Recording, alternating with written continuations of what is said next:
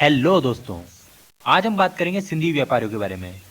आप लोगों ने कभी न कभी तो सुना ही होगा कि सिंधी लोग दूसरे व्यापारियों के मुकाबले में बहुत ज्यादा सफल बिजनेसमैन होते हैं। पर इसका क्या कारण है, आज हम उन्हीं के बारे में जानेंगे। वैसे तो सिंधी लोग अपने व्यापार का सीक्रेट और काम करने का तरीका किसी को भी नहीं बताते। मैं खुद भी एक बिजनेसमैन हूँ, जिसकी वजह से मैंने कई बार सिंधी व्यापारियों के साथ बिजनेस किया है, जिससे उनके बारे में मैंने काफी कुछ जाना है। मैं कई प्रकार के बिजनेस करता हूँ, जिनमें से एक ऑनलाइन सेलिंग भी है, यानी कि मैं ऑनलाइन ई कॉमर्स साइट पर कुछ प्रोडक्ट बेचता हूँ। पर जब मैंने ऑनलाइन बिजनेस स्टार्ट किया था, तब मुझे बेचने के लिए प्रोडक्ट की जरूरत थी। और मैंने अपने रिसर्च से पता किया कि कौन से प्रोडक्ट ऑनलाइन प्लेटफॉर्म पर सबसे ज़्यादा बिकते हैं।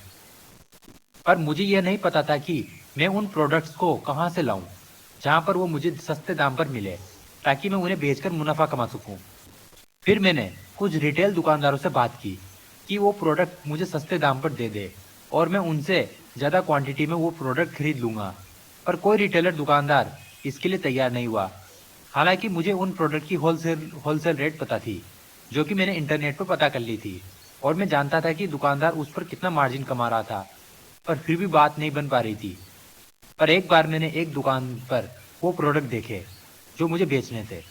वो दुकान एक सिंधी व्यापारी की थी। मैंने उस दुकानदार से बात की और सस्ते दाम में वो प्रोडक्ट देने के लिए कहा। आप विश्वास नहीं करोगे, वो मान गया और मैंने उनसे 5 क्वांटिटी में एक प्रोडक्ट खरीद लिया। और मैं अपने मन में जानता था कि उन्होंने एक प्रोडक्ट पर सिर्फ 10 रुपए कमाए हैं, जबकि वो रिटेल बिजनेस में इस पर 50 रुपए कमाते थे। इसके बाद मेरा वो प्रोडक्ट ऑनलाइन खूब बिक रहा है और मैं अभी भी उन्हीं से वो प्रोडक्ट खरीदता हूँ। और अब तक मैंने उनसे 400 से भी ज़्यादा बार वो प्रोडक्ट ले लिया है। इस बिजनेस से मैंने उन्हें उन्हें कोई नुकसान नहीं हुआ, जबकि उन्हें फायदा ही हुआ है। अब आप समझिए कि दूसरे दुकानदारों ने मुझे वो प्रोडक्ट क्यों नहीं दिया, पर उस सिंधी व्यापारी ने मुझे वो प्रोडक्ट सस्ते दाम पर दे दिया। ऐसा कहा जाता है कि सिंधी व्यापारी चवन्नी पर भी धंधा कर लेता है। मैंने शुरुआत में क्वांटिटी 5 रखी, जिससे उन्हें उस पर 50 रुपए की कमाई हुई। 1947 के भारत और पाकिस्तान के बंटवारे के बाद सिंध प्रांत से कुछ सिंधी लोग भारत आ गए और वो अपनी जमीन जायदाद को छोड़कर यहाँ आए थे। पर अगले 20 से 30 सालों में वो फिर से फाइनेंशियली बहुत मजबूत हो गए और अपने बिजनेस को फिर से सेट कर लिया। पर उन्होंने ये कैसे किया? क्योंकि बिजनेस करना इतना आसान नहीं होता। इसका कारण है उनका तरीका और नियम। तो आज हम सिंधी व्यापारियों के तरीके और नियमों के बारे में जानेंगे। अपने बिजनेस के राज किसी को मत बताओ, क्योंकि ऐसा करके आप अपने पैरों पर खुद कुल्हाड़ी मारोगे। आप दूसरों की मदद जरूर करो, पर अपने बिजनेस के राज बताकर बिल्कुल भी नहीं।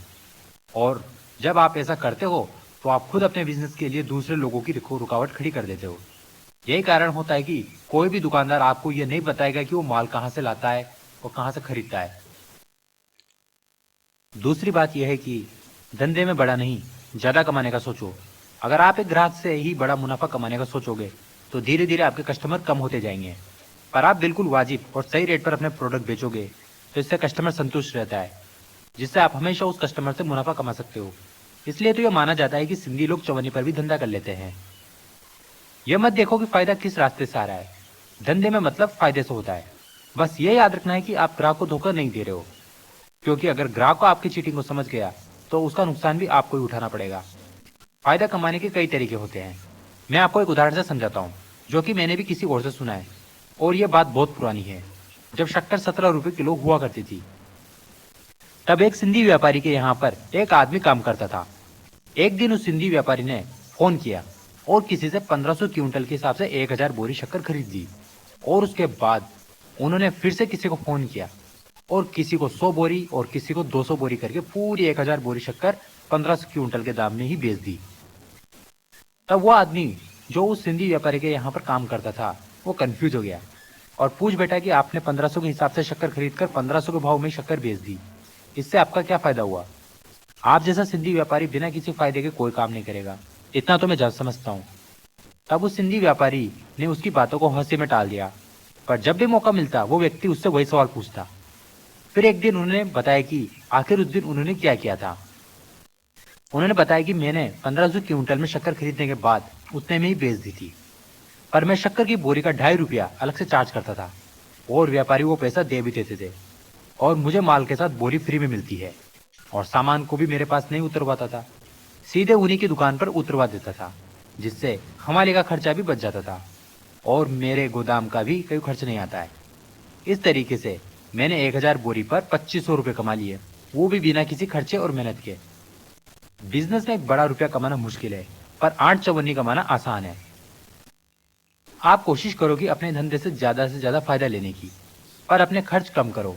जैसे उस सिंधी व्यापारी ने शक्कर अपने गोदाम में नहीं उतार कर सीधे उन दुकानदारों के पास उतरवा दी।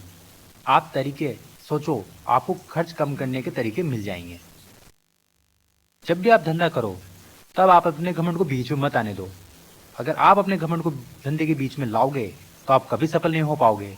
आपके घमंड के कारण आपकी हमेशा कस्टमरों से बहस होती रहेगी और लड़ाई होती रहेगी, जिससे आपके अच्छे कस्टमर आपसे जुड़ नहीं पाएंगे और पुराने कस्टमर भी टूटते जाएंगे। इसलिए आप कोई भी धंधा करो, आपको घमंड नहीं करना चाहिए। हमेशा अपने काम से काम रखो। आप किसी भी सिंधी बिजनेसमैन या दुकानदार को देख लीजिए, वो आपको दूसरे दुकानदारों की बुराई करते नहीं दिखेंगे। वो बस अपने काम से काम रखते हैं।